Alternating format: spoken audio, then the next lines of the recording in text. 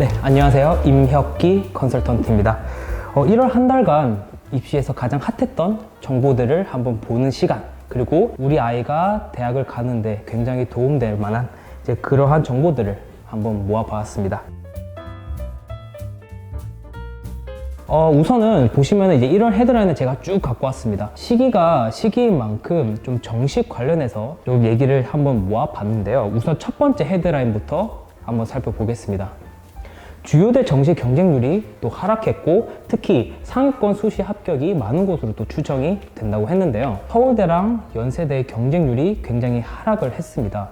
그러면은 나머지 고대나 성균관대 이런 학교가 그럼 경쟁률이 높아졌냐? 또 그것도 아니었거든요. 그런 다른 학교들이 경쟁률이 좀 떨어졌다면은 사실 어떻게 그럼 봐야 될지 한번 보겠습니다. 우선 원서 접수 같은 경우는 통상적으로 1월 2일까지, 그 다음에 지금 정시 전형 기간이 이제 이루어지고 있고, 좀 빠른 학교들은 먼저 합격자가 발표가 되었습니다. 공식적으로는 2월 6일까지가 정시 모집 합격자 발표가 이루어지고, 그 다음에 이제 등록이 이루어지는데요. 그럼 아까 제가 말씀드렸던 그런 경쟁률 한번 살펴보겠습니다. 서울대랑 연세대 같은 경우는 사실 경쟁률이 굉장히 낮아졌는데, 그러면 그러한 반사 효과로 뭐 성균관대나 다른 학교 같은 경우에도 경쟁률이 올라야 되는데 또 그렇지 않았거든요. 한번 살펴보시면은 지금 서강대나 성균관대 보시면 다 경쟁률이 낮아졌습니다. 그러면은 수시로 합격한 경우가 이런 영향을 끼쳤다고 생각을 할 수가 있습니다. 응시 인원이 줄었나? 이렇게 또 예상을 해볼 수가 있는데, 서울권 정시 모집 인원이 보시면요, 879명밖에 증가가 되지 않았어요. 그리고 지난해 대비 전체 응시생도 469명밖에 감소를 하지 않았습니다. 이걸 보면서 서울권 정시 모집 인원은 늘었고 전체 응시 인원은 감소가 되었으니까, 이걸 보고 전체 경쟁률이 줄었을 거라는 얘기는 조금은 과장된 이야기죠. 그렇기 때문에 뭐 숫자로 보면 크게 영향을 끼치지 않았을 것으로 제 생각이 듭니다. 그 밑에 라인도 한번 살펴보겠습니다.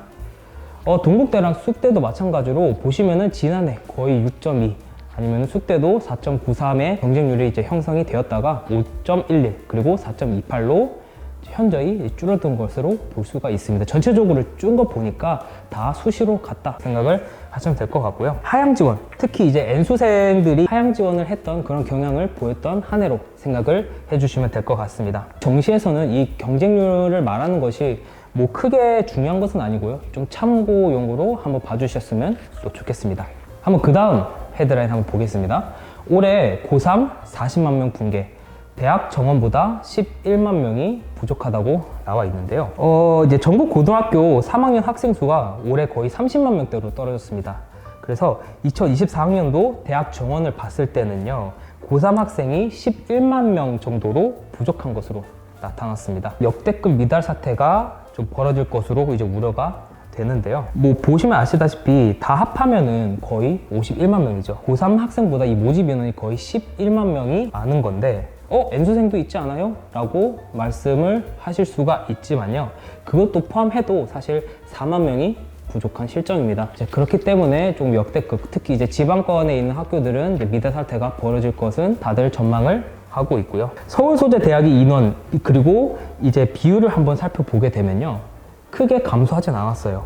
오히려 소폭 증가한 것도 있어서 그만큼 또 정시가 수월해질 전망이고요. 그리고 비수도권에서는 사실 이제 수시에서는 모집 인원이 굉장히 증가를 했고, 정시 모집 인원에서는 5,000명이나 감소를 했었습니다. 그 다음에 한번 다음 소식 한번 보겠습니다. 문과생 숨통 트일까? 대학들 미적분 기하 지정 폐지 움직임. 이게 무슨 말이냐면요, 이제 올해 고3 2024학년도 대입에서 이제 서울의 일부 이제 주요 대학들이 자연계열 진학 학생들에게 수능에서 이제 수학이나 과탐에서 조금 이제 지정된 것들 있잖아요. 예를 들어 미적분, 기하, 이 과탐 이런 부분에 대해서 조금 완화한 것을 볼 수가 있었습니다. 문과 학생들이 갈 수가 있는 그런 선택지가 늘어났다는 점에서 이과 침공으로 피를 봤던 이런 문과 계열의 학생들이 조금 숨통을 트일 것으로 보이는데요. 여기에는 이제 서강대랑 성균관대가 있습니다. 우선 서강대부터 한번 살펴볼게요. 서강대는 이제 2023학년도까지 자연 계열 학과에 지원을 하려면요,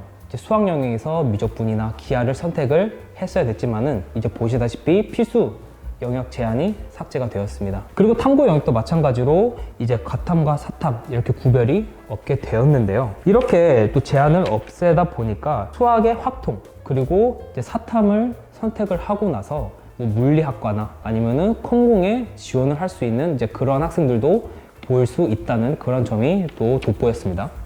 그리고 이제 서강대뿐만 아니라 성균관대도 있었는데요. 성균관대 같은 경우는 이제 수학에는 제한을 풀었습니다. 수학은 그냥 이제 확통을 선택을 해서 이공계열을 선택을 해서 입학을 가능한데 탐구 영역 같은 경우는 과탐이나 사탐 이 각각 한 과목, 그러니까 과탐을 무조건 한 과목을 선택을 해야 이공계열로 지원이 가능합니다. 그러면 여기서 짚고 가야 될 포인트 한번 보고 넘어가 보겠습니다. 그럼 그렇게 생각을 할 수도 있겠죠. 이공계열 학생들이 전략적으로 확통이나 사탐을 선택을 해서 이렇게 서강대나 성균관대 규제가 완화된 이런 학교들을 지원을 할 수도 있을 거라고 생각을 할 수가 있는데요. 근데 이 경우는 이제 어떤 경우가 발생을 하냐면요. 그러면은 나군에 성균관대 소프트웨어나 공학 계열을 지원을 하고 그러면은 가군에 어떤 학교들이 있어요? 연대나 고대가 있겠죠. 나군에 서강대, 성대 쓰고 그러면 가군에다 상향을 학생들이 질러야 되는데 확통이랑 사탐을 선택을 해버리게 되면은 그런 선택권이 사라지게 되고요. 선택권이 굉장히 좁아집니다. 그렇기 때문에 이거를 노리고 이공계열 학생들이 확통이나 사탐을 선택을 하는 거는 조금은 적을 텐데 우선적으로 이제 첫 번째로 생각을 할 건 뭐냐면요. 서강대나 성균관대 특히 상위권, 이 상위권 학과를 지원을 하려는 학생들은 이런 선택이 굉장히 적을 것입니다. 대신에 그 밑에 학과들이 있죠. 조금은 나는 진짜 서강대, 성균관대 가고 싶다. 그래서 그 밑에 조금 중하위 학과들을 중심으로 이런 선택이 조금 있을 것이다 라고 예상이 되는 바이고요. 그 다음에 두 번째로 생각할 점은 뭐냐면요. 인문계열 학생들의 과탐을 이제 하나 선택을 한 후에 또 성대를 지원을 하는 이러한 포인트도 한 가지 생각을 해볼 수가 있는데요. 사실 이 부분은 크게 리스크가 있죠. 왜냐면은 굳이 사탐 그냥 해서 인문계열 편안히 갈 수 있는데 굳이 과탐 힘든 거 하나 선택을 하고 새로 공부해야 되잖아요. 그렇기 때문에 이런 부분도 굉장히 적고 실제로 2022학년도 수능 같은 경우에는 이렇게 과탐이랑 사탐 한 개씩 선택하는 인원이 거의 12,000명으로 굉장히 적습니다. 그렇기 때문에 이제 그런 부분도 마찬가지로 보시면은 뭐 그렇게 크게 많을 것으로 예상이 되진 않습니다. 그리고 마지막으로 보시면은 대학 입학 후에 이제 전공 공부 문제도 있어요. 이게 뭐냐면요. 사실 입학만 하고 끝은 아니죠. 이제 가서 관련된 전공 공부도 막 할 텐데 사탐을 공부했다면요. 이공계열로 갔을 때는 굉장히 힘들고 난항이 예상됩니다. 실제로 대학교에서도 그런 교수님들이 그런 학생들을 굉장히 또 싫어하고요. 그렇기 때문에 전체적으로도 휴학률이 높아졌고요. 사실상 이런 통계 부분은 아직 통합수능이 지금 이루어진 지 2년밖에 안 됐기 때문에 충분한 데이터가 아직 모아지지 않았을 겁니다. 그래서 이거 같은 경우는 좀 시간이 지나면서 알게 될 거지만요. 우선적으로는 조금은 이것 때문에 문제가 생길 수도 있다라고 다들 예상을 하고요. 그래서 이제 조금은 통합수능 체제가 바뀌길 원하는 대학도 많을 거라고 좀 생각을 들었습니다. 마지막 소식입니다.